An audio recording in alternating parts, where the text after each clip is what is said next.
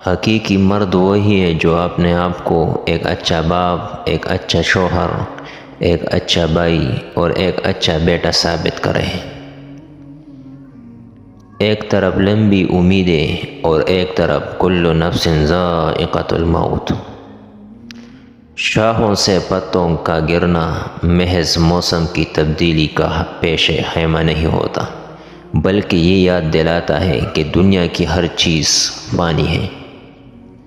آگاہ اپنی موت سے کوئی بشر نہیں، سامان 100 برس کا ہے، پل کی خبر نہیں۔ جب دوسروں کو سمجھانا مشکل ہو جائے تو خود کو ہی سمجھا لینا بہتر ہوتا ہے۔ اے اللہ، ہمارے برے حالات کو اچھے حالات میں بدل دے۔ کسی کی راہ میں ناحق مشکلات پیدا کرنے سے پہلے یہ سوچ لیں کہ اللہ رب العزت کی عدالت میں حقوق العباد کی معافی نہیں ہے۔ عمر کا تعلق سالوں سے نہیں ہوتا، بعض اوقات انسان عین جوانی میں صدیوں پرانا ہو جاتا ہے۔ لوگ اس دنیا میں ہر چیز بہتر سے بہتر چنتے ہیں سوائے لفظوں کے۔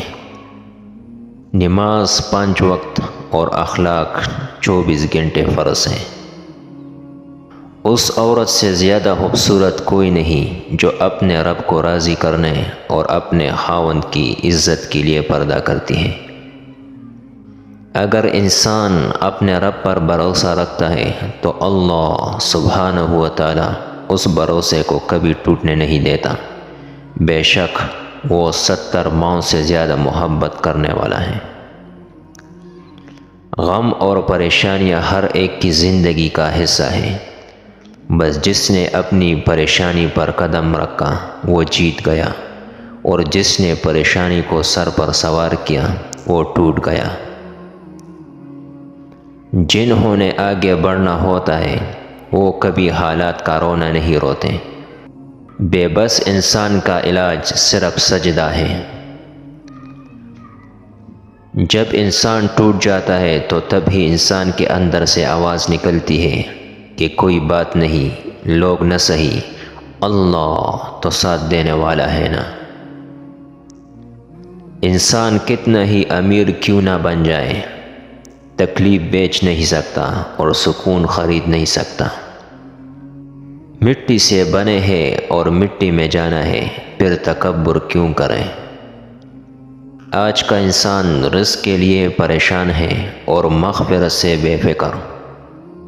اپنوں سے منافقت کرنے والوں کو میں نے ہمیشہ غیروں کے پاؤں میں گرتے دیکھا۔ انسانیت وہاں دم توڑ دیتی ہے جب ایک انسان کی مصیبت دوسرے کے لیے تماشا بن جاتی ہے۔ فاصلوں سے کبھی فرق نہیں پڑتا اگر رشتوں کی جڑیں مضبوط ہوں۔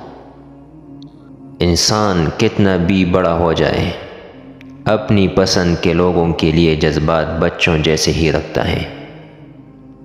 لوگ کتابوں کی طرح ہیں، ہر ایک کی اپنی کہانی ہے۔